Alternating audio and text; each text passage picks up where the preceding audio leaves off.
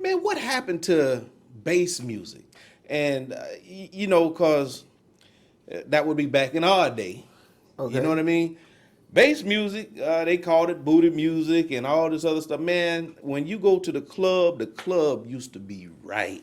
Right. You get what I'm saying? Right. And people used to be up in there getting off, dancing, and all this other good stuff. Now you go to a club, man. You know, hey, you know, you gotta show how much of a fool you are, how bad you are, some of that, man. And we've gotten so far away from really what made it fun to go to the club, man. Right. Yeah, I remember when you could slow dance. You had to slow Man, dance. who you telling? Pull your girl. If you didn't, you had it. We That's had one a of the reasons why I slow go to dance. yeah, that's what I'm saying. You used to get about at least 2 slow 3-song sets. That was mandatory. Right. And guess what? The hardest jokers was looking for it.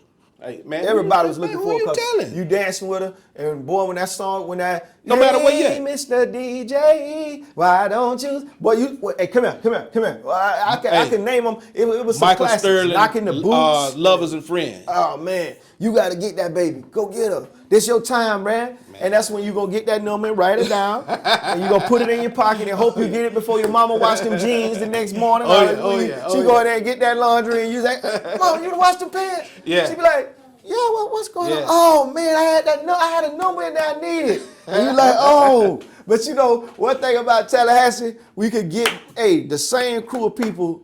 Basically ran with it. They coming back next week. Right. You know. Right. So right. and that You'll was, see and somebody. that was the good thing about even with them. You know, I seen them when he came up from doing stuff. Him and Lucky, when they was doing them in the hotel rooms. Mm-hmm. It was like the same crew of people that went from FAMU High, Gabi, Rickers, the Rock. It's like that was the Moon. Mm-hmm. That was the Lou. That was Screamers. That was Your House. If it was, you know what I'm saying, wherever. We the same group of people almost kind of connected from all the schools, because it wasn't like it is now, like the Childs and some of the schools we didn't even never heard of. Like, I mean, we knew they were there, but they wasn't like part of our dance, you know, when we going and really getting it in. So yeah, so anyway, and I think they call that an era.